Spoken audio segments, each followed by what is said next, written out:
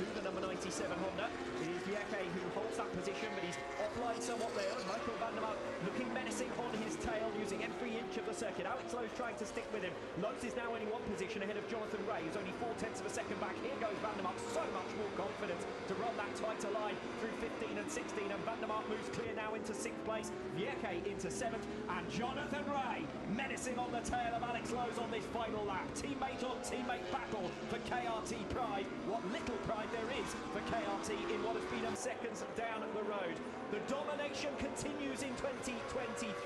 Unbeaten this season so far. Alvaro Bautista takes his first Ducati victory here in Mandalika. Toprak Razgatlıoğlu is beaten for the first time here since 2021. Andrea Locatelli is home for third, another podium for him, and the race to the line between the two KRT men for 9th Model Indonesian round getting underway. A little bit of lift off the line from Alvaro Bautista, but he's going to pull immediately alongside Andrea Locatelli, and one for a rocket ship getaway from Axel Bassani as well. Toprak Razgatlıoğlu defends the line. That allows Bassani to slip between the two. Down goes Michael Ruben Rinaldi from 4th position in the early stages. Rinaldi with a heavy spill into turn 1. Devastation for him. He had a disastrous race 1 in Phillip Island last time out, and race 1's going to end in disaster here in Mandalika as well. Promoted up into 4th position now is Danilo Petrucci, so that's a great start for him from 7th position on the grid. Jonathan Ray hasn't had the best of getaways. He's still down in 8th position, in fact make that 9th because Scott Redding has got through on him as well. So it's Razgatlıoğlu who leads, it's Bautista in 2nd, Bassani as aggressive as ever in the early stages, Danilo Petrucci in 4th position, and 3 Ducatis up there in the top 4 places. Andrea Locatelli mugged in the early running. Yeah, 3 up in the 4, and then you had Rinaldi in the midst of that as well. So off the line we saw once again just how good the Ducati is in that acceleration zone into turn 1. Bassani coming from 6th on the grid, almost into P2 at one stage, so that does give you a good indication of where that V4R is. Andrea Locatelli for only the 2nd time in his Superbike World Championship career, qualifying up on the front row of the grid, and for the 2nd time here in Mandalika as well. Unfortunately for him, he's robbed right from the off. He ends up down in 5th position under some pressure from Alex Lowe's as he also tries to hunt down Danilo Petrucci. A strong start from Petrucci on the number 9.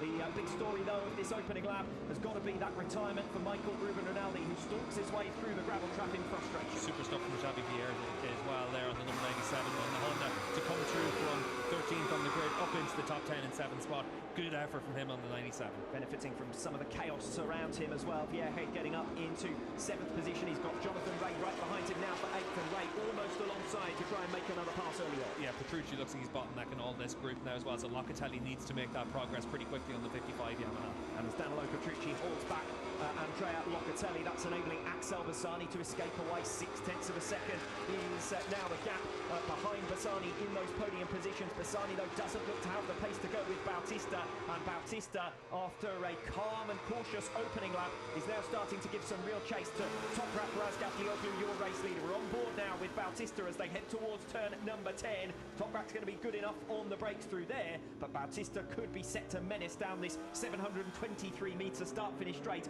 at the beginning of lap 3. Yeah, the most important corner on the track right now for Toprak is the last corner. Try and get your exit at that perfect to try and stretch out as much of a lead over Bautista as you can, but as it is right now, Alvaro doing a good job just to keep that pressure on. Bassani's coming into that as well. We know that Alvaro's out there on the X tyre, so he's got that softer rubber in this early stage. And Jonathan Ray now through on Xavi Vieira for 7th position. He'd already dispatched Scott Redding.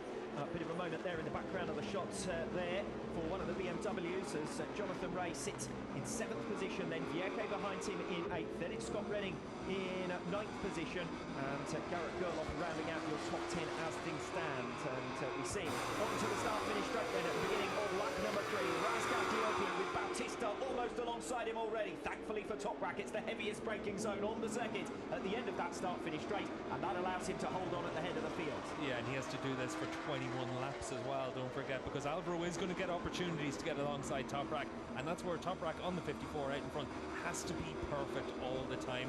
Alvaro only needs to make the move once. Well, Toprak might appreciate it here if Axel Bassani shakes things up with Alvaro Bautista. That might give him a little bit more breathing room, and we know Bassani's never shy of trying to make an overtaking manoeuvre if the opportunity presents itself. Toprak needs his teammate Locatelli in P5 to make the move on Petrucci. Last time around it was Lockett that was the fastest rider in the group, so he needs to come through and then see if he's able to offer some sort of support to his teammate. Petrucci putting in a strong ride though as well in 4th position. He's bridged the gap now. Remember, it was up at something like 0.8 of a second, and he's now narrowed it to Axel Bassani. So these riders are going in a train.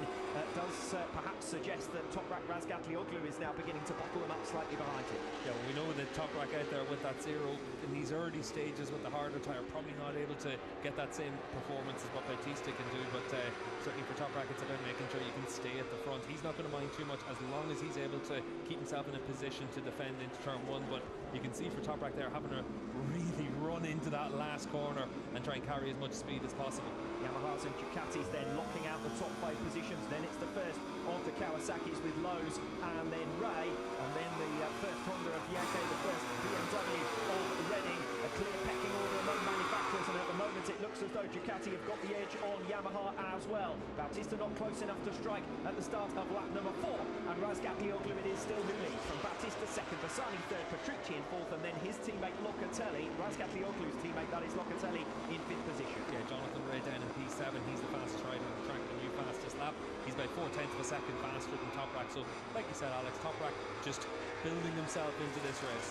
Well, Toprak may also be thinking about trying to conserve some tyre life, and Jonathan Ray will be thinking about the long game. I can tell you that Ray's just got through on Alex Lowe, that'll be for 6th position, but this is what happened in the early stages. Watch the number 21 of Michael Rinaldi. Yeah, Rinaldi just comes in, tags the back of Bassani there, and unfortunately for Ducati, 4 Ducatis into the one corner don't really go too well, and Rinaldi just gets caught out. Yes, he's gone to the inside to try and make the pass, and he can't quite slot between the two of them, and Rinaldi is out of the action as early as turn number 1. 19 riders still going in race 1.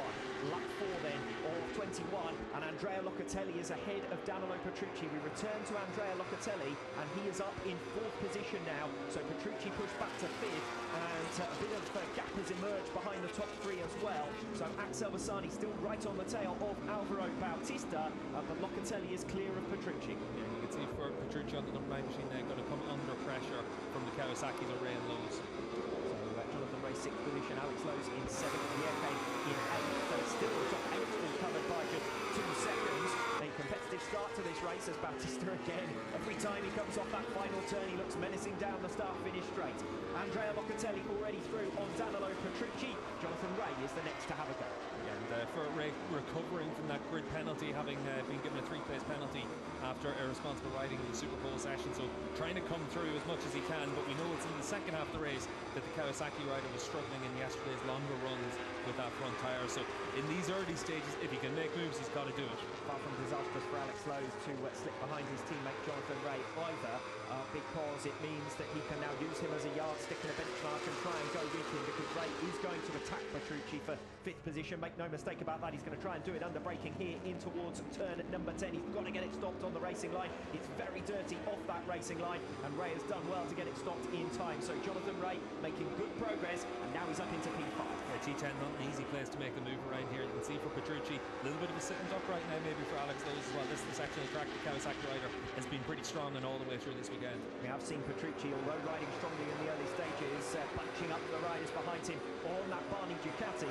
Jonathan Ray clear of him. Alex Lowe will know that he needs to get through swiftly to avoid becoming tailed off from his teammate Jonathan Ray. They come through turns 15 and 16, and Alvaro Bautista hitting the front on Toprak Razgatlıoğlu. Bautista is through and down the start-finish straight. That should be his opportunity now to try and escape away.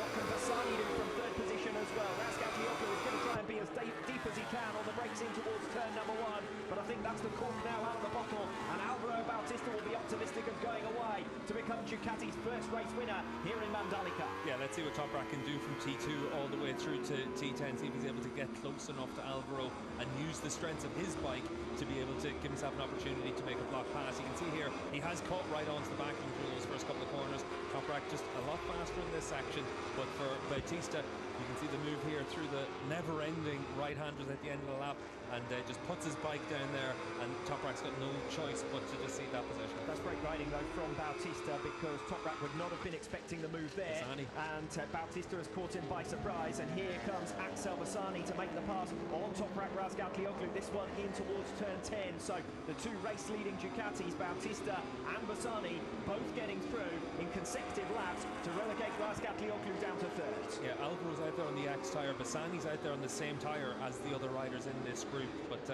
for Toprak, he can't afford to have Bassani in front of him. He can't give Bautista that edge. And this is what I was talking about previously in terms of that pecking order among the manufacturers, because you've got Ducati's 1 and 2, Bautista and Bassani. You've got Yamaha's 3 and 4, Razgatlıoğlu and Locatelli, and Kawasaki's 5 and 6, Ray and Lowe's. Petrucci has slipped now behind Alex Lowe's and down into 7th place. Yeah, at the back of the group, Xavi Vierge able to use that Honda with the X tyre, so himself and Bautista top and tail in this group with the softest tyre, and Xavi doing a good job to run in P8 with that tyre. Yeah, Scott Redding and Michael van der Mark somewhat tailed off now, 1.5 seconds down further back.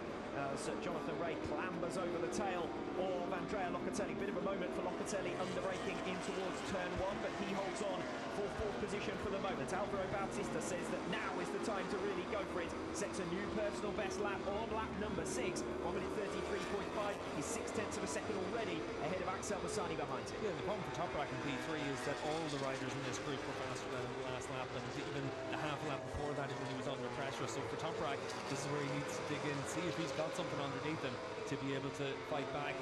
Alvaro out there with the soft tyre, he's going to be able to take full advantage of that. Shouldn't suffer too much tyre wear as well. We've always seen quite strong. Toprak diving down the inside of Axel Bassani in towards turn number 10. So where Bassani himself made a pass a lap ago, Razgatlıoğlu is able to respond. But the more these fight it out over 2nd, 3rd, 4th positions, the more they will slip and become a group behind Bautista, who is now 8/10 of a second up at the head of the field. Yeah, the one thing is on this lap so far, Toprak's pulled back 3/10 of a second, so that's what he needs to do, and he needs to try and make sure that his teammate Locatelli can come through on Bassani as well and give himself a chance of someone just to put himself between one of the Ducatis. Jonathan Ray not looking particularly convincing on this lap 7 either. He's got Alex Lowe's for company right behind him. Could be a question of who's conserved their tyres front and rear in the closing stages as to who is able to make late progress. We saw the battle at last time out in Phillip Island was for 4th position down. Well, at the moment it looks like it's right at the front of the field, but we'll wait and see who's got the tyre life in the second half of this race as well. New fastest lap of the race for Alvaro Bautista, but the good news for Toprak Razgatlıoğlu fans is Toprak was only a few thousand slower, and that was down on Ray on lap 19. There's a chance that Ray could end up outside of the top 10 positions altogether. This is turning into a disaster for him.